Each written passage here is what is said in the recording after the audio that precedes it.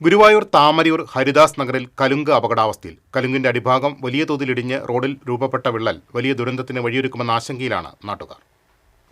മുതുവട്ടൂരിനെയും കാവീടിനെയും ബന്ധിപ്പിക്കുന്ന ലിങ്ക് റോഡാണിത്.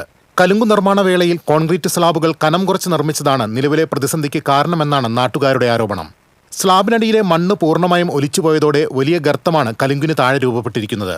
റോഡും കലുങ്കിന്റെ സ്ലാബും ചേരുന്ന ഭാഗത്ത് വിള്ളൽ കൂടുതൽ ഗുരുതരമാണ്.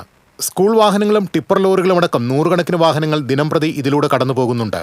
സൈക്കിളിൽ സ്കൂളിലേക്ക് പോകുന്ന വിദ്യാർത്ഥികൾ ഉൾപ്പെടെയുള്ളവർ നിരന്തരം സഞ്ചരിക്കുന്ന ഈ വഴിയിൽ ഏതു നിമിഷവും റോഡിടിഞ്ഞ് അപകടങ്ങൾ സംഭവിക്കാമെന്ന ഭീതിയിലാണ് നാട്ടുകാർ. താമരൂര് മുതുട്ടൂര് കാവീട് മുതുട്ടൂർ റോഡിന്റെ ഹരിദാസ് നഗറിലുള്ള ഈ പാലത്തിങ്ക് വർക്ക്ഷോപ്പിന്റെ മുന്നിലുള്ള ഈ കൽവർട്ട് ഇത് 4 ദിവസമായി ഇത് ഈ നിലയ്ക്ക് കിടക്കുന്നു.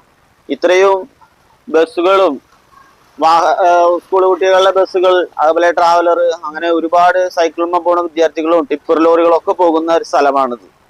അപ്പൊ ഇതിന്റെ അടിയിൽ വലിയ 2-3 നിൽക്കാനുള്ള ഒരു ഗുഹയാണ് ഇപ്പൊ ഉണ്ടായിരിക്കുന്നത്. അത് എത്രയും പെട്ടെന്ന് PWD അത് നേരേക്ക് തരണം എന്നാണ് ഞങ്ങൾക്ക് പറയാനുള്ളത്. നാട്ടുകാർ വിവരമറിയിച്ചതിനെ തുടർന്ന് കഴിഞ്ഞ ദിവസം പൊതുമരാമത്ത് വകുപ്പ് ഉദ്യോഗസ്ഥർ സ്ഥലം സന്ദർശിച്ചിരുന്നു.